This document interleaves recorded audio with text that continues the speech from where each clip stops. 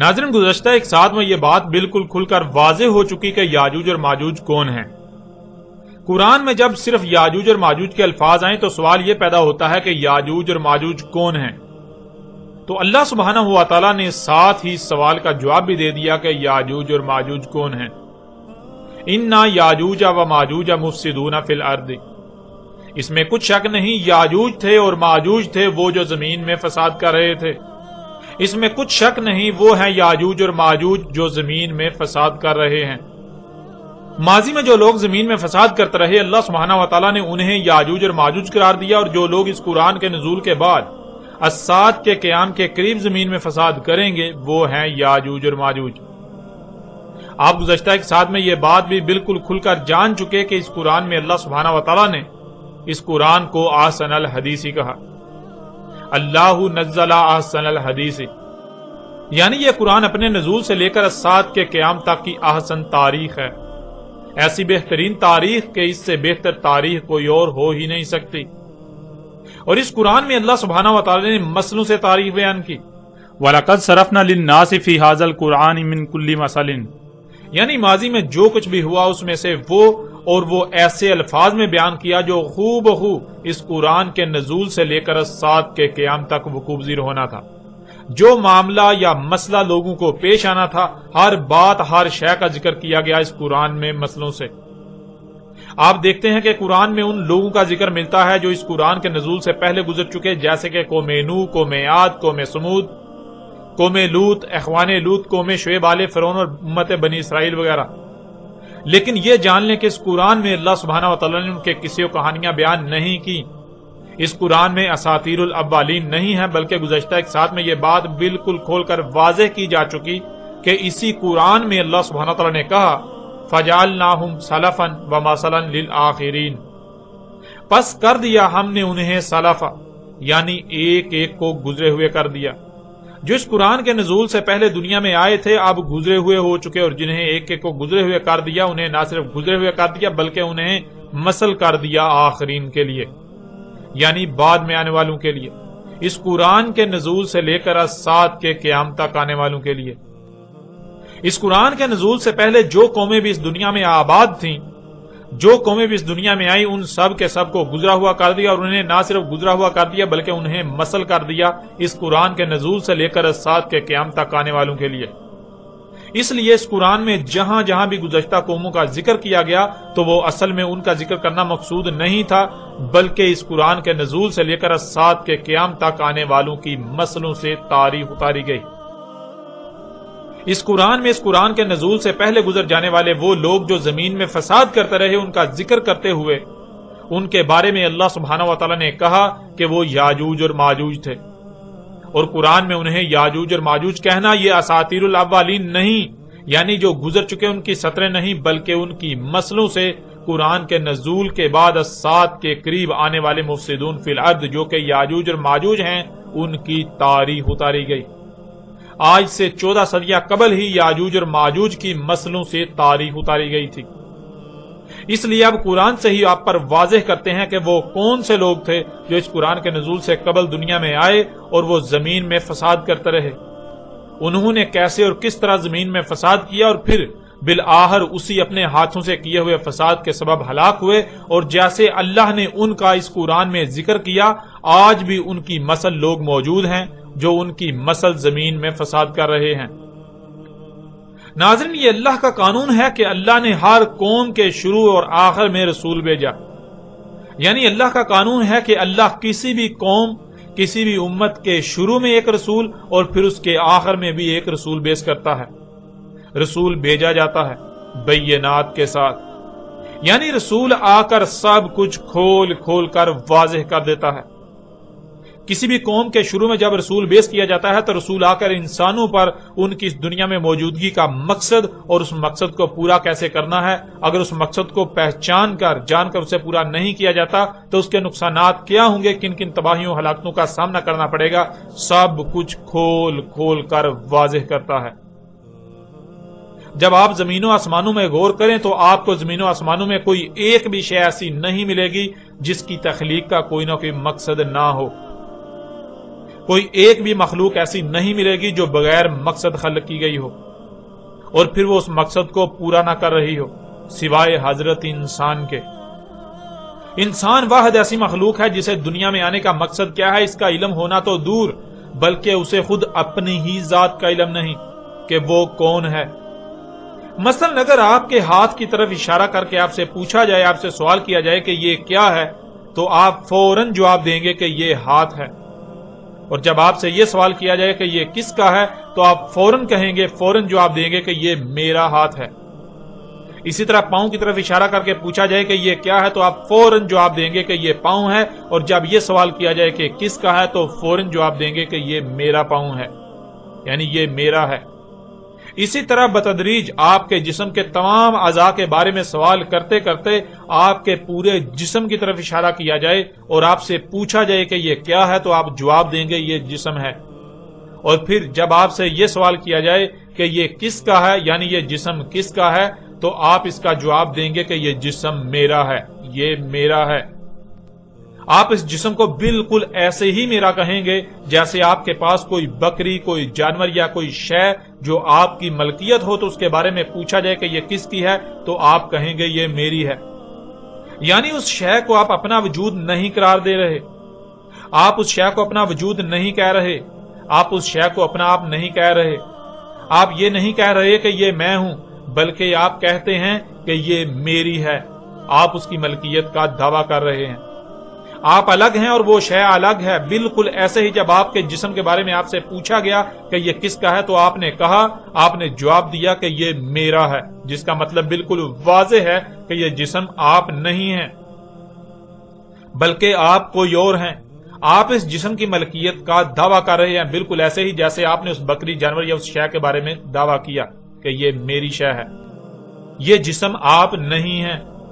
اور اگر اس قدر حق واضح ہو جانے کے باوجود بھی کوئی یہ کہتا ہے، کوئی یہ کہے کہ یہ جسم ہی میں ہوں، تو پھر سوال یہ پیدا ہوتا ہے کہ اس جسم سے پہلے تم کیا تھے، کون تھے، کہاں تھے؟ اور جب یہ جسم میں میرا کرنا چھوڑ دیتا ہے، یعنی اس کی موت ہو جاتی ہے، تو تب تم کہاں جاتے ہو؟ وہ کہاں چلا جاتا ہے جو میں میرا کہہ رہا ہوتا ہے؟ وہ کون ہے؟ جب بھی کسی سے یہ سوال کیا جائے کہ اب بتاؤ کہ تم کون ہو، وہ کون ہے جو اس جسم کو میرا کہہ رہا ہے، تو شاید ہی کسی کے پاس اس سوال کا جواب ہو، کیونکہ اس سے پہلے تک تقریباً ہر انسان اسی 5 سے 6 فٹ کے جسم کو اپنا آپ ہی سمجھتا رہا اور اپنی ہی ذات کو بھولا رہا۔ اسے علم ہی نہیں تھا کہ یہ جسم وہ نہیں بلکہ یہ جسم اس کا ہے، جس وجہ سے اس کے پاس اس سوال کا جواب ہی نہیں ہوگا کہ وہ کون ہے، اس کی اپنی حقیقت کیا ہے۔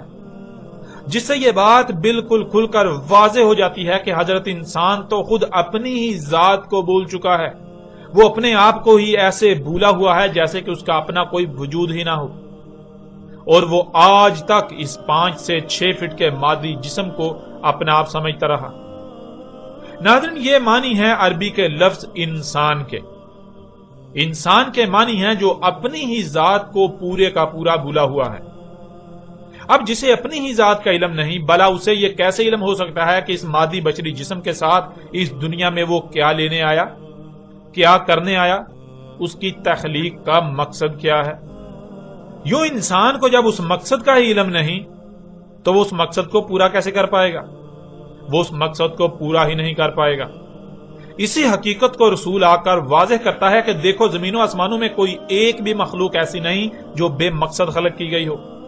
زمین و آسمانوں میں جو کچھ بھی ہے اس کی تخلیق کا کوئی نہ کوئی مقصد ضرور ہے، اور اس مقصد کو پورا کرنے کے لیے ہر مخلوق کا اپنا اپنا مقام ہے۔ جب تک تمام کی تمام مخلوقات اپنے اپنے مقام پر رہتے ہوئے اپنی اپنی ذمہ داری کو پورا کریں گی، تب ہی وہ مقصد پورا ہوگا جس مقصد کے لیے انہیں خلق کیا گیا۔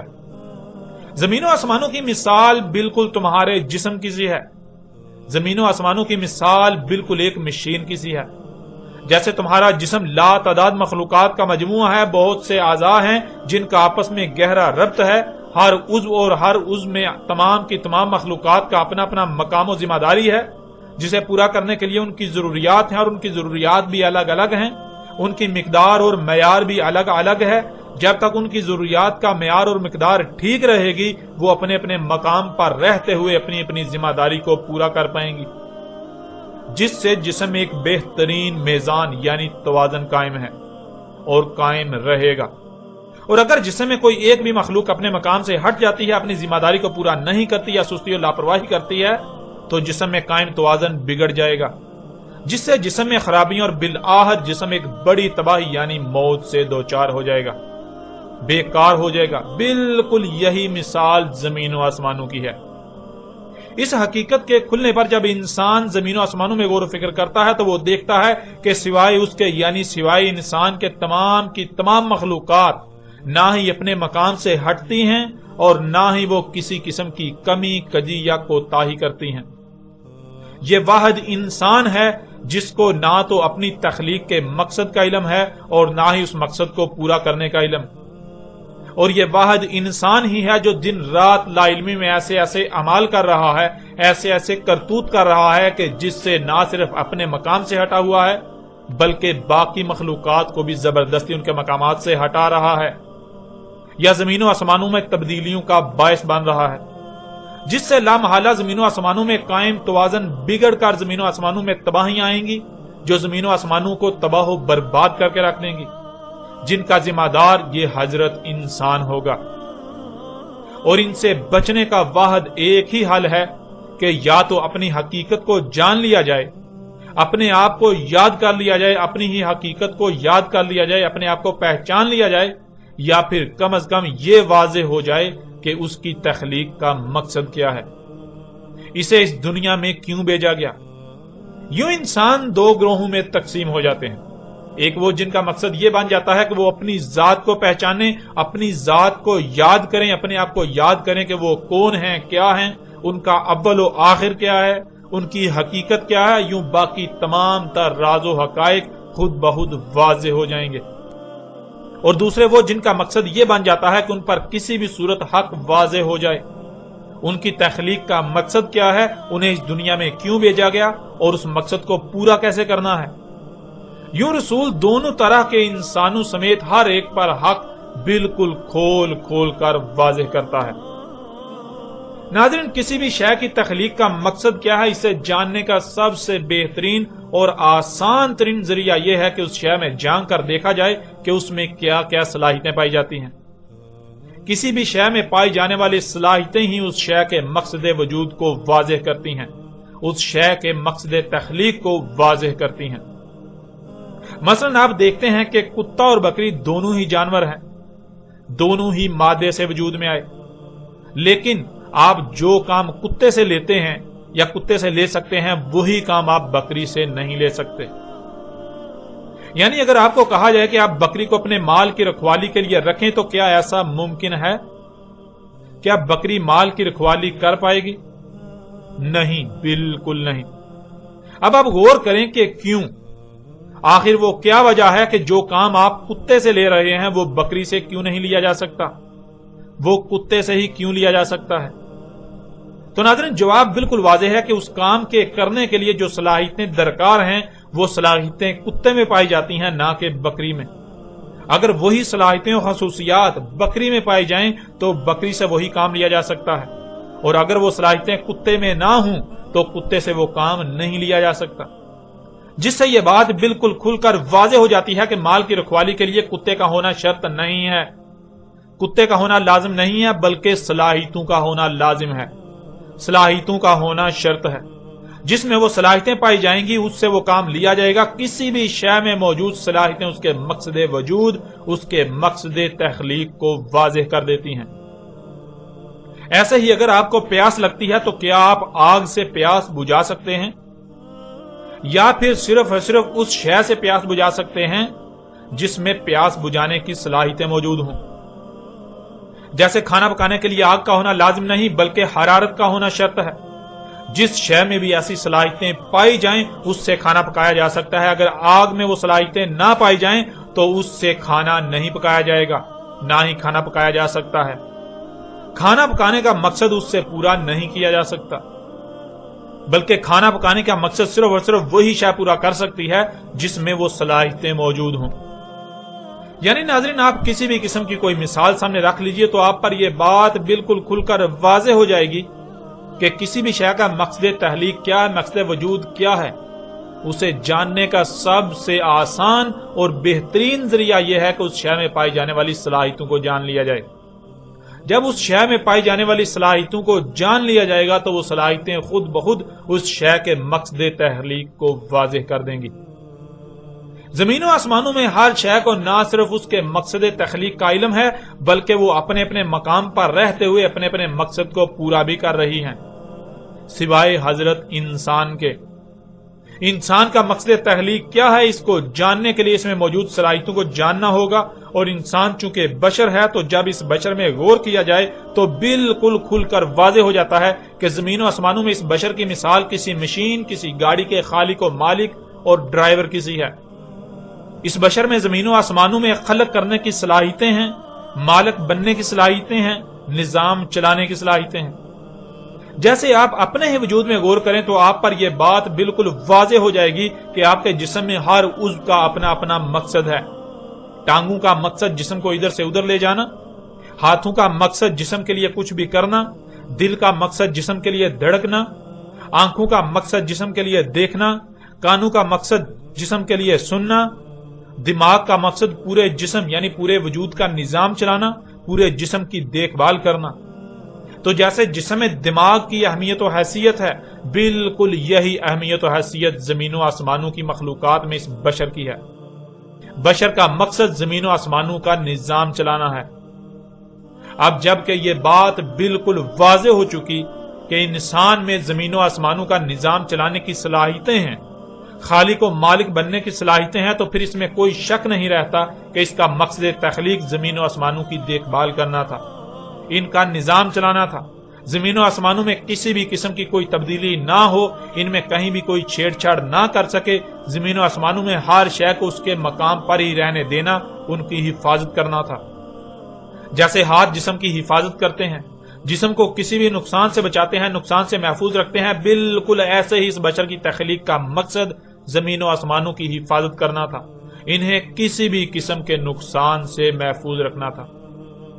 اور ناظرین، یہی ہر رسول نے آ کر واضح کیا، یہی ہر رسول نے آ کر کہا، جیسا کہ آپ سورہ البقرہ کی آیت نمبر 21 کو اپنی آنکھوں سے سکرین پر دیکھ رہے ہیں۔ یا ایھا الناس اعبدوا ربکم الذی خلقکم والذین من قبلکم، اے لوگو کس کی عبادت کر رہے ہو؟ جو رب تھا تمہارا اس کی عبادت کرو۔ یعنی تمہیں جو کچھ بھی عطا کیا گیا، جو بھی صلاحیتیں دی گئیں، جو کچھ بھی دیا گیا، تم اس کا استعمال کس کے لیے کر رہے ہو؟ کس کے پیچھے، کس کے حصول میں ان سب کا استعمال کر رہے ہو؟ اس کے پیچھے، اس کے لیے ان سب کا استعمال کرو جس نے تمہیں وجود دیا، اور یہ سب جس نے تمہیں عطا کیا۔ تمہارا رب تھا وہ ذات جس نے تمہیں خلق کیا اور ان لوگوں کو خلق کیا جو تم سے پہلے تھے۔ پھر اسی طرح سورہ آل عمران کی آیت نمبر 51 میں اللہ سبحانہ وتعالیٰ کا کہنا ہے، ان اللہ ربی و ربکم فاعبدوہ ھذا صراط مستقیم۔ یعنی جو بھی رسول آیا تو ہر رسول کی دعوت یہی رہی، اس میں کچھ شک نہیں، اللہ تھا میرا رب اور تمہارا رب۔ کس کی عبادت یعنی غلامی کر رہے ہو؟ پس اسی کی عبادت کرو، اسی کی غلامی کرو، یہ ہے صراط المستقیم۔ یعنی یہ ہے وہ لائن جسے قائم کرنے کے لیے تمہیں دنیا میں لایا گیا، تمہیں وجود دیا گیا۔ سورہ المائدہ کی آیت نمبر 72 میں ہے کہ یہی عیسیٰ ابن مریم علیہ السلام نے بنی اسرائیل کو کہا، وقال المسیح یا بنی اسرائیل اعبدوا اللہ ربی و ربکم، اور کہا تھا المسیح نے یعنی عیسیٰ ابن مریم نے، اے بنی اسرائیل کس کی عبادت کر رہے ہو؟ کس کے عبد بنے ہوئے ہو؟ اللہ تھا جس کی عبادت کرنی ہے، جس کا عبد بننا ہے۔ اللہ وہ تھا جو میرا رب ہے اور تمہارا رب۔ اس طرح سورہ الاعراف کی آیت نمبر 59 میں ہے کہ یہی نوح علیہ السلام نے اپنی قوم سے کہا، لقد ارسلنا نوحا الی قومہ فقال یا قوم اعبدوا اللہ ما لکم من الہ غیرہ، تحقیق کے بھیجا ہم نے نوح کو اس کی قوم کی طرف، پس کہا تھا نوح نے، اے میری قوم کس کی عبادت کر رہے ہو؟ کس کے عبد بنے ہوئے ہو؟ اللہ تھا جس کی عبادت کرنی ہے، جس کا عبد بننا ہے۔ نہیں ہے تمہارے لیے جتنے بھی الہ ہیں ان میں سے اس کے علاوہ کوئی الہ۔ یعنی تمہیں جو کچھ بھی دیا گیا، ذہانت ہو، مال ہو، اولاد ہو، یا جو کچھ بھی ہو، جو کچھ بھی تمہیں دیا گیا تو دیکھو یہ سب تمہیں کس نے دیا؟ کیا فطرت نے ہی تمہیں وجود نہیں دیا؟ فطرت ہی وہ ذات نہیں جس نے تمہیں یہ سب عطا کیا؟ فطرت نے ہی تم میں یہ سب صلاحیتیں نہیں رکھی؟ تو پھر ان سب کا استعمال کیا ہے، کس مقصد کے لیے، کس کے پیچھے ان سب کا استعمال کرنا ہے، اس کا فیصلہ کرنے کا اختیار اور حق کس کو ہونا چاہیے؟ یہ حق کس کا ہے؟ کیا اس کے علاوہ کوئی بھی ایسا ہے جس کی بات مان کر جس کے کہے کے مطابق ان سب کا استعمال کیا جائے؟ نہیں، بالکل نہیں۔ جب یہ سب اسی ذات نے عطا کیا تو پھر ظاہر ہے اس نے یہ سب جس مقصد کے لیے عطا کیا اسی کو علم ہے، اور اسی کے فیصلے پر عمل کرتے ہوئے ان سب کا استعمال کرو۔ سورہ الاعراف کی آیت نمبر 65 میں ہے کہ یہی ہود علیہ السلام نے قوم عاد سے کہا، وَإِلَىٰ عَادٍ أَخَاهُمْ هُودًا قَالَ يَا قَوْمِ اعْبُدُوا اللَّهَ مَا لَكُم مِّنْ إِلَٰهٍ غَيْرُهُ۔ سورہ الاعراف کی آیت نمبر 73 میں ہے کہ یہی صالح علیہ السلام نے قوم سمود سے کہا، وَإِلَىٰ ثَمُودَ أَخَاهُمْ صَالِحًا قَالَ يَا قَوْمِ اعْبُدُوا اللَّهَ مَا لَكُم مِّنْ إِلَٰهٍ غَيْرُهُ۔ سورہ الاعراف کی آیت نمبر 85 میں ہے کہ یہی شعیب علیہ السلام نے قوم مدین سے کہا، وَإِلَىٰ مَدْيَنَ أَخَاهُمْ شُعَيْبًا قَالَ يَا قَوْمِ اعْبُدُوا اللَّهَ مَا لَكُم مِّنْ إِلَٰهٍ غَيْرُهُ۔ اور سورہ نحل کی آیت نمبر 36 میں ہے کہ اللہ سبحانہ وتعالی نے ہر امت میں جو بھی رسول بھیجا تو ایک ایک رسول کی یہی دعوت تھی، وَلَقَدْ بَعَثْنَا فِي كُلِّ أُمَّةٍ رَسُولًا أَنِ اعْبُدُوا اللَّهَ وَاجْتَنِبُوا الطَّاغُوتَ۔ اور تحقیق کے بیس کیا، یعنی لوگوں میں سے ہی ایک بشر کو کھڑا کیا ہم نے ہر امت میں رسول، کہ کس کی عبادت کر رہے ہو، یعنی جو کچھ بھی تمہیں عطا کیا گیا وہ کس کے لیے، کس کے پیچھے استعمال کر رہے ہو، کس کے حصول کے لیے استعمال کر رہے ہو؟ اللہ تھا جس نے تمہیں یہ سب عطا کیا، اور اسی کے لیے اس کے کہے کے مطابق ان سب کا استعمال کرو، اور بچو ہر اس شے سے جس کے پیچھے ان میں سے کسی بھی صلاحیت یا جو بھی تمہیں عطا کیا گیا استعمال کرنا اس سے یعنی اللہ سے بغاوت ہے۔ سورہ نحل کی آیت نمبر 36 میں اللہ سبحانہ تعالیٰ کا کہنا ہے کہ ہر امت میں جو بھی رسول بیس کیا اس نے اپنی قوم کو یہی کہا، ان اعبدوا اللہ، کہ اللہ ہی کی عبادت کرو۔ اور یہ اللہ نے خود اس قرآن میں بھی کہا، جیسا کہ سورہ یاسین کی آیت نمبر 61 آپ کو سکرین پر نظر آ رہی ہے، وَأَنِعْبُدُونِي هَٰذَا صِرَاطٌ مُسْتَقِيمٌ۔ سورہ یاسین کی آیت نمبر 61 میں اللہ سبحانہ وتعالیٰ کا کہنا ہے کہ کس کی عبادت یعنی غلامی کر رہے ہو؟ صرف اور صرف میری ہی غلامی کرنی ہے، اس لیے میری ہی غلامی کرو، یہ ہے صراط المستقیم۔ یعنی یہ ہے وہ لائن جسے قائم کرنے کے لیے تمہیں دنیا میں لایا گیا، تمہیں وجود دیا گیا۔ اور ناظرین اب سوال یہ پیدا ہوتا ہے کہ اللہ کیا ہے؟ کیونکہ جب تک اللہ کا ہی علم نہیں ہوگا تب تک نہ تو یہ واضح ہو پائے گا کہ عبادت یعنی غلامی ہے کیا، اور نہ ہی یہ واضح ہوگا کہ اللہ کی غلامی یعنی اللہ کی عبادت کیسے کی جا سکتی ہے۔ اللہ کی عبادت کیا ہے اس وقت تک علم نہیں ہو سکتا جب تک کہ یہ واضح نہ ہو جائے کہ اللہ کیا ہے۔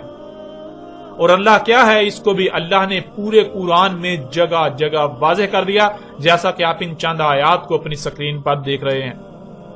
سورہ آل عمران کی آیت نمبر 51 میں اللہ سبحانہ وتعالیٰ کا کہنا ہے، ان اللہ ربی و ربکم فاعبدوہ ھذا صراط مستقیم۔ سورہ مریم کی آیت نمبر 36 میں اللہ سبحانہ وتعالیٰ کا کہنا ہے، وَإِنَّ اللَّهَ رَبِّي وَرَبُّكُمْ فَاعْبُدُوهُ ھذَا صِرَاطٌ مُسْتَقِيمٌ۔ اس طرح سورہ البقرہ کی آیت نمبر 21 میں اللہ سبحانہ وتعالیٰ کا کہنا ہے، یا ایھا الناس اعبدوا ربکم الذی خلقکم والذین من قبلکم لعلکم تتقون۔ ان اللہ، اس میں کچھ شک نہیں اللہ تھا۔ اب سوال یہ پیدا ہوتا ہے کہ کیا ہے اللہ؟ تو آگے اسی سوال کا جواب ہے کہ اللہ کیا ہے؟ ربی و ربکم، وہ ہے اللہ جو میرا رب ہے اور تمہارا رب، یعنی جس نے مجھے اور تمہیں وجود دیا اور کسی نہ کسی مقصد کے لیے وجود دیا، تمام تر ضروریات کو وجود میں لا کر فراہم کر رہا ہے۔ تو ذرا غور کرو وہ کون سی ذات ہے جس نے آپ کو وجود دیا، جس نے تمہیں وجود دیا، اور نہ صرف آپ کو یعنی تمہیں وجود دیا بلکہ آپ کی تمام تر ضروریات کو بھی وجود میں لا رہا ہے، جب آپ غور کریں گے تو یہ کائنات میں جو کچھ بھی ہے یہ آپ کے سامنے آئے گا.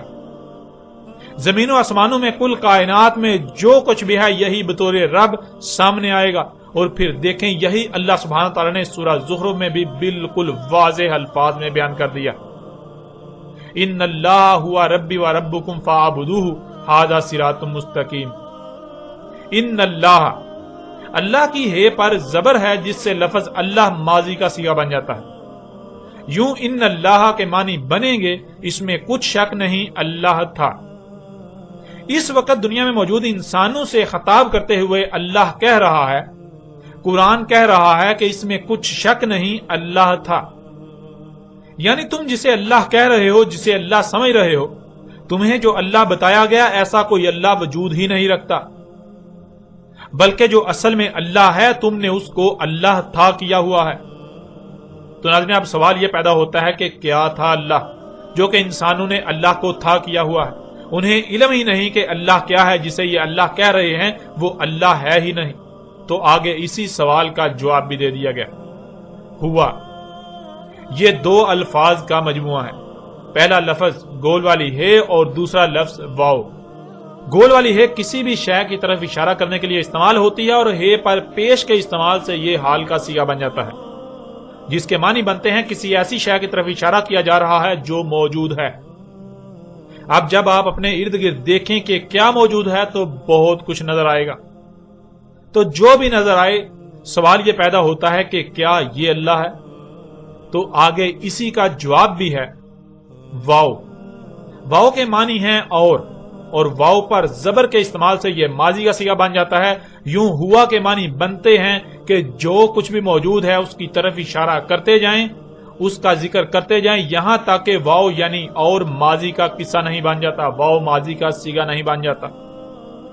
مثلا جب آپ دیکھیں کہ کیا ہے جو موجود ہے تو درخت نظر آئیں گے. تو سوال یہ پیدا ہوتا ہے کہ کیا بس درخت ہی موجود ہیں، ان کے علاوہ اور کچھ نہیں؟ تو جواب ہے کہ نہیں، اور بھی ہے. تو سوال یہ پیدا ہوتا ہے کہ کیا ہے اور پہاڑ بھی ہیں. اسی طرح اور کرتے جائیں، پہاڑ اور سمندر اور زمین اور چاند اور سورج اور نظام شمسی اور کہکشاں، اسی طرح اور کرتے جائیں. تو جہاں اور ختم ہو جائے اور یعنی واو ماضی کا صیغہ بن جائے تو جو سامنے آئے گا وہ ذات ہے اللہ. بالکل ایسے ہی جیسے آپ کے جسم کے اعضاء کو اور کرتے جائیں، جب اور ختم ہو جائے گا اور ماضی کا صیغہ بن جائے گا تو پورے کا پورا وجود سامنے آ جائے گا، جسے عمران یا کوئی بھی نام دیا جائے گا. یہ ہے عمران. جسم کے کسی بھی عضو کو عمران نہیں کہا جائے گا، بلکہ ہر عضو کا الگ الگ نام ہے اور ہر عضو عمران کی آیت ہے. ربی و ربکم، یہ ہوا ہی ہے جو رب ہے میرا اور رب ہے تمہارا. اور ناظرین پہلے ہی یہ بات بالکل کھل کر واضح ہو چکی کہ رب تو یہی ذات سامنے آتی ہے جو موجود ہے. جو کچھ بھی نظر آ رہا ہے، جو کچھ بھی نظر آ رہا ہے یہ اللہ ہی کا وجود نظر آ رہا ہے، اس کے علاوہ تو کوئی دوسرا ہے ہی نہیں. فاعبدوہ، کس کے عبد بنے ہوئے ہو پس وہی ہے اسی کے عبد بنو. یعنی کس کی عبادت کر رہے ہو پس اسی کی عبادت کرو. اب ناظرین سوال یہ پیدا ہوتا ہے کہ عبادت کسے کہتے ہیں، عبادت کے معنی کیا ہے؟ عبادت جسے اردو میں عبادت لکھا اور پڑھا جاتا ہے اس کے معنی کیا ہیں؟ یعنی کسی کا عبد بننا کیا ہے، عبادت کسے کہتے ہیں، عبادت کیا ہے اور لفظ عبادت کے معنی کیا ہیں؟ ناظرین انسانوں کی اکثریت لفظ عبادت کو اردو کا لفظ سمجھتی ہے، لیکن یہ لفظ اردو کا نہیں بلکہ عربی کا ہے، اور عربی میں اسے یوں لکھا جاتا ہے عبادہ. اور جب عربی لہجے میں اس لفظ کو پڑھا جاتا ہے تو تیز ساکت ہو کر ہے کی آواز میں بدل جاتی ہے، یعنی اسے عبادہ پڑھا یا بولا جائے گا. عربی کا لفظ عبادہ جب اردو میں شامل ہوا تو اسے عربی کی بجائے اردو لہجے میں تے کے ساتھ بولا گیا اور بولا جاتا ہے، یعنی عبادت. اب آتے ہیں اس لفظ کے معنی کی طرف. ناظرین سب سے پہلے ایک مثال آپ کے سامنے رکھتے ہیں تاکہ آپ پر بات ہر لحاظ سے کھل کر واضح ہو جائے. مثلا آپ تصور کریں کہ آپ میں وہ تمام تر اور احسن صلاحیتیں موجود ہیں جو ایک انتہائی پیچیدہ ترین مشین بنانے کے لیے ضروری ہوں. یعنی آپ شروع سے لے کر آخر تک مشین کے مکمل ہونے تک ایک ہی ایسی ذات ہیں کہ جس نے وہ مشین تیار کی اور پھر صرف اور صرف آپ ہی میں اس مشین کو احسن طریقے سے چلانے کی صلاحیتیں ہیں، اور آپ کے علاوہ کوئی بھی دوسری ایسی ذات نہیں جس میں وہ صلاحیتیں ہوں جو آپ میں ہیں۔ اور پھر مشین ایسی ہے کہ اگر رائے برابر بھی عمل خلاف ہدایات کیا جائے گا تو اس میں خرابیاں ہو جائیں گی اور بالآخر تباہ ہو جائے گی۔ آپ نے مشین مکمل کر لی اور اسے چلانے کے لیے آپ نے ارادہ کیا کہ کسی دوسرے کو مشین پر معمول کیا جائے، کسی دوسرے کو مشین پر نائب بنا دیا جائے، جس کے لیے آپ کسی کو لے کر آتے ہیں۔ اب یہاں سوال یہ پیدا ہوتا ہے کہ کیا آپ فوراً مشین اور اس کا سارا انتظام اس کے حوالے کر دیں گے جس کو آپ لے کر آئے، جس کے پاس اس کے بارے میں کوئی علم نہیں، جو بالکل نیا ہے؟ اس کے باوجود کہ آپ کے علاوہ کوئی دوسرا اس مشین کے بارے میں الف بے تک بھی نہیں جانتا اور نہ ہی کسی میں اس مشین کو چلانے اور اس کا انتظام سنبھالنے کی صلاحیت ہے، تو ناظرین جواب بالکل واضح ہے کہ نہیں، بالکل نہیں۔ آپ فوراً مشین اور اس کا انتظام اس کے حوالے نہیں کریں گے، بلکہ آپ سب سے پہلے وہ صلاحیتیں اسے عطا کریں گے جو اس مشین کو چلانے کے لیے حاصل ہونا ضروری ہیں، جو کہ لامحدود نہیں بلکہ محدود ہوں گی اس مشین کے انتظام چلانے کی حد تک۔ یوں آپ اس کو وہ تمام صلاحیتیں دیتے ہیں جو اس مشین کو چلانے اور اس کا انتظام سنبھالنے کے لیے ضروری ہیں۔ اب ناظرین سوال یہ پیدا ہوتا ہے کہ اگر آپ نے اسے یہ تمام صلاحیتیں عطا کی تو کیوں؟ کیا ان صلاحیتوں کے عطا کرنے کا کوئی مقصد نہیں ہوگا؟ نہیں، بلکہ آپ نے اسے وہ محدود صلاحیتیں خاص مقصد کے لیے دیں تاکہ ان صلاحیتوں سے اس مقصد کو پورا کرے جس مقصد کے لیے وہ صلاحیتیں اسے دی گئیں، اور اس پر فرض ہے کہ وہ ان صلاحیتوں کو صرف اور صرف اسی مقصد کے لیے استعمال کرے جس مقصد کے لیے اسے وہ صلاحیتیں دی گئیں، کیونکہ اگر وہ ان صلاحیتوں کا رائے برابر بھی اپنی مرضی کے مطابق استعمال کرے گا تو مشین میں خرابیاں اور بالآخر تباہ ہو جائے گی۔ مالک نے جو صلاحیتیں دی ان صلاحیتوں کا خالص اسی مقصد کے لیے استعمال کرنا جس مقصد کے لیے مالک نے عطا کی، یہ عربی میں عبادت یا عبادت کہلاتا ہے، اور اردو میں اسے غلامی، جسے اردو میں بھی زیادہ تر عبادت کہا اور لکھا جاتا ہے۔ اللہ سبحانہ و تعالی جو کہ آپ کا رب ہے، اور رب کون ہے یہ بالکل واضح ہو چکا کہ ایک ہی ذات ہے۔ اللہ کی ذات اور ہر طرف اسی کا وجود نظر آ رہا ہے۔ اللہ نے انسان کو جتنی بھی نعمتیں دیں، جو بھی صلاحیتیں دیں، جو کچھ بھی عطا کیا، ایک تو وہ محدود ہیں اور دوسرا یہ کہ ان سب کے عطا کرنے کا کوئی نہ کوئی مقصد ضرور ہے۔ جیسے ہمارے ہاتھ، پاؤں، آنکھیں، کان، ناک سمیت جتنے بھی جسم کے اعضاء ہیں، پھر ہمارے کھانے کے لیے، ہماری ضروریات کو پورا کرنے کے لیے جو کچھ بھی ہمیں خلق کر کے عطا کیا، عطا کر رہا ہے، خواہ وہ سانس لینے کے لیے آکسیجن ہی کیوں نہ ہو، ہمارے سوچنے سمجھنے، غور و فکر کرنے، تدبر و تفکر کرنے، کچھ بھی کرنے کی صلاحیتیں، مال و دولت یا اولاد ہی کیوں نہ ہو، یہ سب کچھ محدود اور کسی نہ کسی مقصد کے لیے عطا کیا۔ اگر ہم ان تمام نعمتوں اور صلاحیتوں کو خالص اسی مقصد کے لیے استعمال کرتے ہیں جس مقصد کے لیے اللہ نے عطا کی، اور رائے برابر بھی اپنی مرضی، اپنی خواہشات کی تکمیل کے لیے استعمال نہیں کرتے، تو یہ اللہ کی عبادت کہلائے گی، جسے اردو میں غلامی یا عبادت کہتے ہیں اور فارسی میں بندگی کہا جاتا ہے۔ یہ اللہ کی عبادت، اللہ کی غلامی، اللہ کی بندگی ہوگی۔ اور اگر ان نعمتوں، ان صلاحیتوں یا جو کچھ بھی اللہ نے عطا کیا اللہ کے واضح کردہ مقصد کے علاوہ کسی اور مقصد کے لیے استعمال کریں گے تو وہ اسی شے کی عبادت کہلائے گی، جس کے پیچھے اور جس کے لیے، جس کے حصول کے لیے، جس کی خاطر ان نعمتوں اور صلاحیتوں کا استعمال کریں گے۔ اگر آپ اپنی ان صلاحیتوں جن میں ذہانت بھی ہے، اس ذہانت کو مال و دولت اور دنیاوی مال و متاع کے حصول کے لیے استعمال کرتے ہیں تو وہ اسی کی عبادت کر رہے ہیں۔ کوئی شخص ایسا کر رہا ہے تو وہ اسی کی عبادت کر رہا ہے جس کے پیچھے وہ اپنی ان صلاحیتوں کا استعمال کر رہا ہے، جس کے حصول کے لیے، جس کے پیچھے ان صلاحیتوں کا استعمال کر رہا ہے، اور ایسا انسان اس شے کا عبد کہلائے گا، یعنی غلام کہلائے گا۔ اور جس کے پیچھے اس نے ان صلاحیتوں، ان نعمتوں کا استعمال کیا، وہ شے، وہ ذات اس کا الہ کہلائے گی۔ الہ اسے کہتے ہیں جس کے پیچھے ان نعمتوں اور صلاحیتوں وغیرہ کا استعمال کرنا، اور ایسا کرنے والا اس الہ کا عبد کہلاتا ہے۔ اور ناظرین بہت ہی سوچے سمجھے منصوبے کے تحت عبادت کو پوجا پاٹ اور پرستش میں بدل دیا گیا۔ پوجا پاٹ اور پرستش وغیرہ بے مقصد ہوتی ہے، جس کی جاتی ہے وہ خود محتاج ہوتا ہے۔ اللہ کی ذات محتاج نہیں ہے، اللہ محتاج نہیں ہے، اللہ غنی ہے، اسے کسی قسم کی کوئی حاجت نہیں ہے۔ اگر وہ انسانوں کو کوئی حکم دیتا ہے تو اس میں ان کا اپنا ہی فائدہ یا اپنا ہی نقصان پنہاں ہوتا ہے۔ اللہ سبحان ہے، یعنی اللہ اسے پاک ہے، وہ کوئی ایسا حکم دے جو بے مقصد ہو۔ جب تک یہ علم نہ ہوگا کہ اللہ نے یہ تمام نعمتیں صلاحیتیں کس مقصد کے لیے عطا کی تو ان کا اس مقصد کے لیے استعمال کیسے کیا جا سکتا ہے؟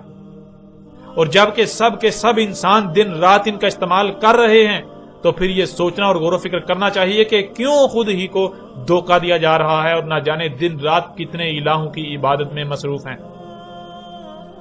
ان اللہ ہوا ربی و ربکم فاعبدوہ ھذا صراط مستقیم۔ اس میں کچھ شک نہیں، اللہ تھا۔ اب سوال یہ پیدا ہوتا ہے کون تھا اللہ؟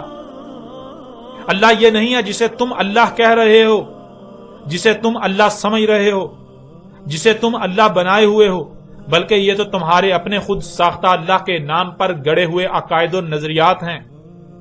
تم اپنے عقائد و نظریات کو اللہ کہہ رہے ہو جن کا اللہ کے ساتھ کوئی تعلق نہیں۔ جسے تم اللہ کہتے ہو، جو نقشہ تم نے اللہ کے بارے میں اپنے دماغوں میں گڑ رکھا ہے وہ محض تمہارے دماغوں کی اختراع ہے، اس کا حق کے ساتھ کوئی تعلق نہیں۔ اللہ کو تو تم نے تھا کیا ہوا ہے، اور اللہ کیا ہے آگے اسی سوال کا جواب بھی اللہ سبحانہ تعالیٰ نے دے دیا۔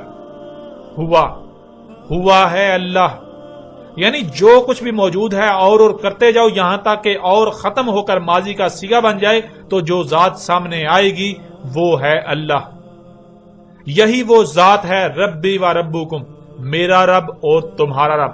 یعنی غور کرو، کیا تمہیں اسی نے وجود نہیں دیا؟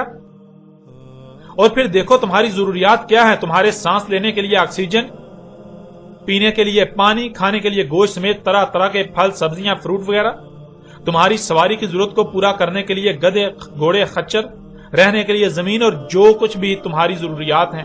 ذرا غور کرو ان کو کون ہے جو وجود میں لا رہا ہے؟ کیا وہی ذات ان سب کو وجود میں نہیں لا رہی جو ہر طرف نظر آ رہی ہے، جنہیں تم مخلوقات کا نام دیتے ہو؟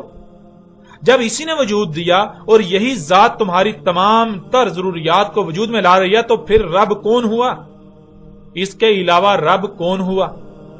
اور ذرا غور کرو، یہی ذات نہیں، یہی فطرت نہیں جس نے تم میں صلاحیتیں رکھی، تمہیں تمام تر صلاحیتیں دی؟ جب اسی نے تم میں صلاحیتیں رکھی تو اس نے جو کچھ بھی تمہیں عطا کیا وہ کس مقصد کے لیے عطا کیا؟ ذرا غور کرو، تمہاری ذات میں تمہارے ہاتھ کس کے لیے ہیں؟ کیا تمہاری اپنی ہی ذات کی حفاظت کے لیے ہیں یا کسی دوسرے کے لیے؟ تمہاری ذات میں تمہاری زبان کا مقصد کیا ہے؟ تمہارے ہی وجود کی ترجمانی یا پھر کسی دوسرے کی؟ تمہاری ذات میں تمہارے دل کا مقصد کیا ہے؟ کسی دوسرے کے لیے دھڑکنا یا پھر تمہارے لیے؟ اسی طرح کسی بھی عضو کی مثال لے لو، تم اپنے ہی جسم میں کسی بھی خلق کی، کسی بھی مخلوق کی مثال لے لو، تو جس ذات نے، فطرت نے تمہیں وجود دیا اس نے کسی اور کے لیے تمہیں وجود دیا؟ ایسا کیسے ہو سکتا ہے؟ جو بھی صلاحیتیں اس نے تمہیں دیں کیا کسی اور کے استعمال کے لیے، کسی اور کے پیچھے استعمال کرنے کے لیے دیں یا پھر اسی وجود کے لیے جس نے تمہیں یہ سب صلاحیتیں دیں؟ جب وجود اس ذات نے دیا، تمام تر صلاحیتیں یا جو کچھ بھی ہے اسی ذات نے عطا کی، تو پھر جو کچھ بھی اس نے عطا کیا اس کا استعمال اس کے علاوہ کسی اور کے لیے کرو، یہ حق ہو سکتا ہے؟ یا وہ ذات تمہیں اس بات کی اجازت دے گی؟ وہ تمہیں اس بات کی اجازت دے گی کہ تم اسی کی دی ہوئی صلاحیتوں سے، اسی کے دے ہوئے اسباب و وسائل سے اسی کے ساتھ دشمنی کرو؟ فاعبدوہ، ذرا غور تو کرو کیا کر رہے ہو، کس کی غلامی کر رہے ہو؟ یہ جو کچھ بھی تم کر رہے ہو، تمہیں جو صلاحیتیں دی، جو مال دیا، جو اولاد دی، جو ذہانت دی، جو زندگی دی، جو صحت دی، جو وقت دیا، تمہیں سانس لینے کے لیے آکسیجن، کھانے کے لیے پھل سبزیاں، پینے کے لیے پانی، رہنے کے لیے زمین، آرام کرنے کے لیے رات بنائی، اور جو کچھ بھی تمہیں عطا کیا ذرا غور تو کرو، جس نے تمہیں عطا کیا کیا اسی کے لیے ان سب کا استعمال کر رہے ہو یا پھر اس کے ساتھ دشمنی میں ان سب کا استعمال کر رہے ہو؟ فطرت نے تمہیں یہ سب عطا کیا، تم اسی کے خلاف ان سب کا استعمال کر رہے ہو، اسی میں چھیڑ چھاڑ کر رہے ہو، اسی میں پنگے لے رہے ہو، اسی میں تبدیلیاں کر رہے ہو، اسی کی غلامی کے بجائے اس کے ساتھ دشمنی کر رہے ہو، تو جان لو، باز آ جاؤ۔ اگر تمہیں یہ سب کچھ عطا کیا گیا تو اس لیے نہیں بلکہ اس لیے عطا کیا گیا کہ اسی کی عبادت کرو، یعنی اسی کی غلامی کرو۔ جو کچھ بھی تمہیں عطا کیا گیا اسی کے لیے، اسی کی دیکھ بھال کے لیے استعمال کرو، کوئی اس کے ساتھ دشمنی نہ کر پائے۔ زمین و آسمانوں میں اور جو کچھ بھی ان میں ہے ان میں کوئی رد و بدل نہ کرے، ان میں چھیڑ چھاڑ نہ کرے، فطرت میں تبدیلیاں نہ کرے، مخلوقات کو ان کے مقامات سے نہ ہٹائے، اس مقصد کے لیے استعمال کرو۔ اگر مخلوقات کو ان کے مقامات سے ہٹایا جا رہا ہے تو ایسا کرنے والوں کو روکنے کے لیے تمہیں یہ سب عطا کیا گیا، زمین و آسمانوں کی اصلاح کرنے کے لیے تمہیں یہ سب عطا کیا گیا۔ جیسے تمہاری ذات میں آنکھیں، کان، ناک، زبان، منہ، ہاتھ، پاؤں سمیت تمام کے تمام اعضاء کا مقصد تمہاری ہی ذات کی غلامی ہے۔ وہ جو بھی کریں گے تمہارے ہی جسم کے لیے کریں گے، تمہارے ہی جسم کے لیے کرتے ہیں۔ بالکل ایسے ہی تم نے جو بھی کرنا ہے، تم جو بھی کرو تو اللہ ہی کی غلامی کرو، اللہ ہی کی غلامی کرنی ہے، ایک بھی عمل اس کی بغاوت والا نہ ہو۔ ناظرین، اللہ کیا ہے اس پر یہاں موضوع کے مطابق مختصراً بات کی گئی۔ اللہ کیا ہے اس پر پوری تفصیل کے ساتھ ہر پہلو سے الگ نشست میں اسی موضوع کے تحت بات کی جائے گی، جسے ضرور سنیں تاکہ آپ پر ہر بات بالکل کھل کر واضح ہو جائے۔ اللہ سبحانہ و تعالیٰ نے یہ بات بالکل کھول کر واضح کر دی کہ ہر رسول نے یہی دعوت دی، ہر رسول نے آ کر یہی دعوت دی، ہر رسول نے آ کر زمین و آسمانوں اور جو کچھ بھی ان میں ہے ان کے بارے میں حق کھول کھول کر واضح کیا کہ ان کی تخلیق کیسی کی گئی۔ زمین و آسمانوں کی مثال بالکل تمہارے جسم یا ایک مشین کی سی ہے، اور یہی وجہ ہے کہ ہر رسول کو ساحر کہا گیا۔ ساحر سحر سے ہے، اور سحر کہتے ہیں مخلوقات پر دسترس پانے، مخلوقات کو کنٹرول کرنے کے علم یا صلاحیتوں کو، اور ساحر کہتے ہیں اس شخص کو جس کے پاس ایسا علم یا صلاحیتیں ہوتی ہیں جن سے مخلوقات پر دسترس پائی جا سکے، ان پر کنٹرول پایا جا سکے، انہیں اپنے ماتحت کیا جا سکے، اور وہ اس علم کو مخلوقات کو مسخر کرنے، ان پر دسترس پانے، ان کو کنٹرول کرنے کے لیے استعمال کرے۔ موجودہ دور میں اس علم کو سائنس، اور جن کے پاس یہ علم یا صلاحیتیں موجود ہیں انہیں سائنسدان کہا جاتا ہے۔ اردو میں سائنسدان، انگلش میں سائنٹسٹ، اور عربی میں اس قرآن میں اللہ سبحانہ تعالیٰ نے لفظ ساحر کا استعمال کیا۔ آپ قرآن اٹھا کر دیکھ لیں، پورے کا پورا قرآن زمین و آسمانوں اور جو کچھ بھی ان میں ہے ان کے بارے میں بات کرتا ہے۔ ہر رسول کی دعوت بھی یہی تھی۔ نہ تو قرآن میں کسی پوجا پاٹ کا ذکر ہے اور نہ ہی کسی ایک بھی رسول نے پوجا پاٹ کی دعوت دی۔ گزشتہ ایک سال میں آپ پر یہ بات بھی بالکل کھول کر واضح کی جا چکی کہ اللہ سبحانہ و تعالیٰ صرف اور صرف تب ہی رسول بیعث کرتا ہے جب اس سے پہلے انسان 100% گمراہی میں ہوتے ہیں، نور کی ایک کرن بھی نہیں ہوتی، کسی کو بھی نہیں علم ہوتا کہ حق کیا ہے، ہر کوئی باطل پر ہوتا ہے۔ اس کے باوجود ہر کوئی خود کو اہل حق سمجھ رہا ہوتا ہے، اور ہر بار یہی وجہ بنی کہ رسول نے آ کر جب حق واضح کیا تو رسول کو سائنسدان کہا گیا کہ یہ تو ساری سائنسی باتیں کرتا ہے، اور دین تو سائنس نہیں بلکہ دین تو پوجا پاٹ کا نام ہے، جس پر ہم نے اپنے آباء و اجداد کو پایا، جس پر یہ ایک لفظ بھی بیان نہیں کرتا، اس لیے اسے تو دین کا علم ہی نہیں، یہ تو دین کی الف بے سے بھی واقف نہیں۔ حالانکہ حقیقت اس کے بالکل برعکس ہوتی ہے کہ انسانوں کو دین کی الف بے کا بھی علم نہیں ہوتا۔ وہ جو کچھ انہیں ان کے آباء و اجداد سے نسل در نسل منتقل ہوا اسے ہی دین سمجھ رہے ہوتے ہیں، حالانکہ وہ دلال مبین میں ہوتے ہیں، وہ دلال مبین ہوتی ہیں، 100% گمراہیاں ہوتی ہیں، ان کو حق کا بالکل علم نہیں ہوتا۔ اور ان کے برعکس جب رسول آ کر حق بیان کرتا ہے تو انسانوں کی اکثریت رسول کی دشمن بن جاتی ہے۔ ناظرین، ہر امت میں، ہر قوم کے شروع میں آنے والے رسول نے یہ حق کھول کھول کر واضح کیا اور پہلے ہی آگاہ کر دیا کہ اگر تم فطرت سے بغاوت کرو گے، اللہ کی حدود سے تجاوز کرو گے تو جان لو اللہ نے زمین و آسمانوں کو ایسا خلق کیا کہ زمین و آسمانوں میں لا تعداد مخلوقات ایسی ہیں جو غیب ہیں، جن کے قریب بھی نہیں جانا، جن کو نظر انداز کرنا ہے، یعنی جنہیں تم سے چھپا دیا گیا، اور کثیر تعداد ایسی مخلوقات بھی ہے جو متشابہات ہیں، یعنی بالکل سامنے نظر تو آ رہی ہیں لیکن ان کا مقصد کیا ہے اس کا علم تمہیں نہیں دیا گیا، یا پھر ان کی تخلیق یا مزید مکمل ان کے بارے میں تمہیں علم نہیں دیا گیا۔ اس لیے اگر وہ سامنے ہیں بھی تو تم نے ان کے پیچھے نہیں پڑنا، ان کو نظر انداز کرنا ہے۔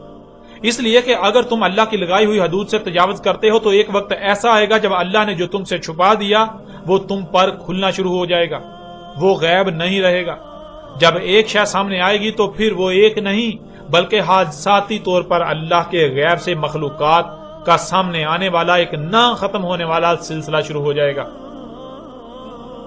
تم دن بدن بڑھتے ہی جاؤ گے، فطرت سے بغاوت میں بڑھتے ہی جاؤ گے، یہاں تک کہ تم ہلاک ہو جاؤ گے۔ تو ناظرین، جب جب انسانوں نے رسولوں کی دعوت سے اعراض کیا، ان کی طرف سے واضح کیے جانے والے حق کو نظر انداز کرتے ہوئے فطرت سے بغاوت کی، فطرت پر انحصار کرنے کے بجائے فطرت میں چھیڑ چھاڑ کرنا شروع کی، تو ایک وقت ایسا آیا جب حادثاتی طور پر اللہ کا غیب ظاہر ہونا شروع ہو گیا۔ جب اللہ کا غیب ظاہر ہونا شروع ہوا تو انسانوں نے ان مخلوقات کو اپنی مرضیوں کے مطابق تعویلات پہنانا شروع کر دی، یعنی ان مخلوقات کا اپنی مرضی کے مطابق استعمال کرنا شروع کر دیا، یوں زمین میں فساد کرنا شروع کر دیا، یہاں تک کہ وہ زمین میں فساد عظیم کر بیٹھے کہ واپسی کا رستہ بند ہو گیا۔ تو ہر دور میں ایسے لوگوں کو جو فساد فی الارض کرتے ہیں، انہیں اللہ سبحانہ وتعالی نے اس قرآن میں یاجوج اور ماجوج کہا۔ اور پھر ہر امت کے آخر میں جب ان کے اپنے ہی ہاتھوں یعنی یاجوج اور ماجوج کے کیے ہوئے فساد کا بھیانک رد عمل، ان کی سزا عذاب عظیم سر پر آ پہنچا، تو اللہ نے اپنا رسول بھیجا جس نے آ کر پھر وہی سارا حق کھول کھول کر واضح کر دیا اور کھول کھول کر متنبہ کیا کہ اب بھی وقت ہے، فساد کرنے سے باز آ جاؤ، اللہ سے رجوع کرو، ورنہ عذاب تمہارے سر پر کھڑا ہے۔ اور ناظرین، بلا جو ہوں ہی مجرم، وہ کیوں اللہ کے بھیجے ہوئے کی دعوت کو تسلیم کریں گے؟ یہاں تک کہ وہ اسے اللہ کا بھیجا ہوا ہی کیوں تسلیم کریں گے؟ وہ تو ہر لحاظ سے اس کی تکذیب ہی کریں گے، اس کے ساتھ دشمنی ہی کریں گے۔ ناظرین، یہی ماضی میں بھی ہوتا آیا اور یہی آج بھی ہوگا۔ پھر بالآخر رسول کی موجودگی میں عذاب دیا گیا، یاجوج اور ماجوج کو یک لغت عذاب شدید سے ہلاک کر دیا گیا، ان کا نام و نشان تک مٹا دیا گیا، اور رسول اور اس کے ساتھیوں مومنوں یعنی جو رسول کی دعوت کو دل سے تسلیم کر کے اس پر عمل کرنے والے ہوئے، انہیں رسول کے ساتھ عذاب عظیم سے بچا لیا گیا اور پیچھے زمین کا وارث بنا دیا گیا۔ اور ناظرین، یہی سب آج ہونا ہے، یہی سب آج ہونا تھا اور یہی آج ہونے جا رہا ہے۔ یاجوج اور ماجوج کیا ہیں، یہ تب ہی واضح ہونا تھا جب اللہ کے وعدے کے مطابق اس امت کے آخر میں عذاب سر پر آ جانا تھا۔ اس سے پہلے اگر کوئی یاجوج اور ماجوج کے بارے میں رہنمائی کا دعوے دار بنتا ہے تو وہ اللہ کا شریک ہی ہو سکتا ہے، جو اپنی بات اپنے دعوے میں بالکل بے بنیاد اور جھوٹا ہے۔ اس سے پہلے جنہوں نے اللہ کی طرف سے لوگوں کی رہنمائی کرنی تھی، ان پر تو یہ فرض تھا کہ وہ لوگوں کو یہ بتاتے کہ یہ جو تم کر رہے ہو یہ فساد عظیم ہے، یہ فساد فی الارض ہے، اسے نہ انجام دو، فساد فی الارض نہ کرو۔ آج سے 14 صدیاں قبل جب انسان دلال مبین میں تھے، یعنی 100% گمراہیوں میں تھے، کسی ایک کو بھی علم نہیں تھا کہ حق کیا ہے، نور کی ہدایت کی ایک کرن بھی نہیں تھی، تب اللہ سبحانہ وتعالی نے محمد علیہ السلام کو بھیج کیا اور محمد علیہ السلام پر زمین و آسمانوں اور جو کچھ بھی ان میں ہے ان کے بارے میں تمام کے تمام راز کھول کھول کر واضح کر دیے، اور محمد علیہ السلام نے آسان طریقے سے اپنی ذمہ داری کو نبھایا، انسانوں پر واضح کیا کہ جسے تم دین کا نام دے کر اس پر قائم ہو وہ دین نہیں ہے، بلکہ اس کے بالکل برعکس دین تو فطرت ہے، فطرت پر قائم ہونا ہی اصل مقصد ہے۔ محمد علیہ السلام پر یہ سب واضح ہو چکا تھا کہ آج جب انسانوں کو دین کا علم ہی نہیں، ان کو علم ہی نہیں کہ حق کیا ہے، وہ پوجا پاٹ کو جو کچھ بھی آباء و اجداد سے نسل در نسل چلا رہا ہے اسے ہی دین سمجھے ہوئے ہیں، تو پھر اصل دین سے تو یہ بالکل لا علم ہے۔ یہ دین کو الگ اور دنیا کو الگ قرار دے کر زیادہ سے زیادہ حصول کے لالچ میں فطرت میں چھیڑ چھاڑ شروع کر چکے ہیں۔ اگر انہیں آج نہ روکا گیا تو ان قریب اللہ کے غیب کا سلسلہ کھل جائے گا، حادثاتی طور پر وہ مخلوقات، وہ سلسلہ سامنے آ جائے گا، آنا شروع ہو جائے گا جو اللہ نے چھپا دیا تھا، جسے نظر انداز کرنا تھا، شجرہ ملونا، وہ سلسلہ جس کو نظر انداز کرنا تھا، اور انسان اس کے پیچھے اس کی اتباع میں اللہ کے غیر کی مخلوقات کو اپنی منمانی اور خواہشات کی اتباع میں استعمال کریں گے، ان کو اپنی مرضی کے مطابق استعمال کریں گے، تو آہستہ آہستہ زمین و آسمانوں میں سب کچھ درہم برہم ہو جائے گا۔ اس لیے محمد علیہ السلام نے اس وقت لوگوں کو پہلے تو دعوت دی، اور جب دعوت دے چکے تو جو قوت میسر آئی اس کے ساتھ انسانوں کو فطرت میں مداخلت کرنے سے روکنے کے لیے میدان میں کود پڑے، اور قوت کے ساتھ انہیں فطرت کو تبدیل کرنے سے روک دیا، اور یہ بات بھی واضح کر دی کہ جب تک لوگ فطرت پر قائم رہیں گے نہ تو یاجوج اور ماجوج کا کوئی تصور ہوگا اور نہ ہی دجال کا، تب تک اسات سمیت اسات کی کوئی ایک بھی شرط ظاہر نہیں ہوگی۔ لیکن جیسے ہی فطرت سے بغاوت کی جائے گی، فطرت پر انحصار کرنا ترک کر دیا جائے گا، تو ایسا کرنے والے یاجوج اور ماجوج ہوں گے۔ یعنی جب زمین میں فساد شروع ہو جائے گا تو ایسا کرنے والے یاجوج اور ماجوج ہوں گے۔ جیسے ایسے وقت گزرتا جائے گا تو یاجوج اور ماجوج یعنی زمین میں فساد کرنے والوں کی بھی تعداد بڑھتی چلی جائے گی، زمین میں کثرت ہوتی چلی جائے گی، یہاں تک کہ ایک وقت آئے گا جب پوری زمین ایسے لوگوں سے بھر جائے گی۔ یاجوج اور ماجوج مفسدون فی الارض سے زمین بھر جائے گی، جو زمین و آسمانوں میں سب کچھ درہم برہم کر دیں گے۔ زمین و آسمانوں میں تمام مخلوقات کو ان کے مقامات سے ہٹا دیں گے اور پھر نتیجتاً تباہیاں آئیں گی، اور انسانوں سمیت زمین و آسمانوں کی تمام مخلوقات ان تباہیوں کی زد میں آئیں گی۔ ناظرین، اب آپ غور کریں کہ کیا آج دنیا میں انسان اللہ کی غلامی کر رہے ہیں؟ جس ذات نے انہیں وجود دیا اور جو کچھ بھی انہیں عطا کیا، جو صلاحیتیں دیں، کیا ان سب کا استعمال اسی ذات یعنی فطرت کے لیے کر رہے ہیں؟ فطرت کو محفوظ کرنے کے لیے کر رہے ہیں، یا پھر الٹا ان کا استعمال اللہ کی دشمنی میں کر رہے ہیں، فطرت سے بغاوت کر رہے ہیں؟ جب آپ غور کریں گے تو غور کرنے کی ضرورت ہی نہیں۔ پوری دنیا میں ہر طرف ہر انسان اللہ کا دشمن بنا ہوا ہے، اللہ کی آیات کی تکذیب کرنے میں نظر آئے گا۔ زمین و آسمانوں میں جو کچھ بھی ہے یہ سب کی سب اللہ کی آیات ہیں، یعنی اگر ان میں سے کسی میں بھی غور کیا جائے گا، ان کی گہرائی میں جایا جائے گا تو اللہ سامنے آئے گا۔ زمین و آسمانوں میں جو کچھ بھی ہے یہ اللہ کی آیات ہیں، یہ اللہ ہی کا وجود نظر آ رہا ہے، لیکن آج کوئی بھی انہیں اللہ کی آیات ماننے کو تیار ہی نہیں۔ ہر کوئی یہی کہتا ہے کہ زمین و آسمانوں میں جو کچھ بھی ہے یہ مخلوقات ہیں اور یہ ہمارے ہی لیے ہیں، اس لیے ہم ان کے ساتھ جو جی چاہے کریں اور کر رہے ہیں۔ کسی کو علم ہی نہیں کہ یہ اللہ ہی کا وجود ہے، یہ اللہ کی آیات ہیں، یہ اللہ کے ساتھ چھیڑ چھاڑ کر رہے ہیں، یہ اللہ کے ساتھ دشمنی کر رہے ہیں۔ اس لیے ان کو بار بار کہا گیا اللہ سے بچو، اللہ سے بچو، اللہ سے بچو۔ یہ تم چھوٹی چھوٹی پریشانیوں سے بچنے کے لیے، ملامتوں سے بچنے کے لیے اللہ کے ساتھ پنگے لے رہے ہو، اللہ کے ساتھ چھیڑ چھاڑ کر اللہ کے ساتھ دشمنی کر رہے ہو۔ تو ان ملامتوں، چھوٹی چھوٹی دنیاوی مصیبتوں، پریشانیوں سے بچنے کے لیے اللہ کے ساتھ دشمنی نہ کرو، بلکہ اللہ سے بچو۔ جو اللہ ہے اسے یہ اللہ ماننے کو تیار ہی نہیں، اور جو ان کے دماغوں کی اختراع ہے جس کا حق کے ساتھ کوئی تعلق ہی نہیں، اسے اللہ قرار دے رہے ہیں، اور پھر نتیجہ آپ کے سامنے ہے۔ جب اللہ کو اللہ ماننا ہی نہیں، اللہ کی آیات کو اللہ کی آیات ماننا ہی نہیں، تو ظاہر ہے یہ لوگ جو چاہیں گے کریں گے، اپنی خواہشات کو ہی حق کا نام دے کر ان کی اتباع کریں گے اور بالکل بے فکر ہو کر کریں گے، کیونکہ یہ تو یہی سمجھ رہے ہیں کہ ہم کون سا اللہ کے ساتھ دشمنی کر رہے ہیں، اللہ کے ساتھ چھیڑ چھاڑ کر رہے ہیں، بلکہ ہم تو مخلوقات کو چھیڑ چھاڑ رہے ہیں، ہم تو مخلوقات میں چھیڑ چھاڑ کر رہے ہیں، لیکن حقیقت کیا ہے اس کا انہیں علم ہی نہیں۔ اور اگر بتا بھی دیا جاتا ہے، ہر لحاظ سے کھول کھول کر حق واضح بھی کر دیا جاتا ہے، تو ماننے کو تیار ہی نہیں، کیونکہ یہ لوگ اپنے آباء و اجداد کو چھوڑنے پر تیار ہی نہیں۔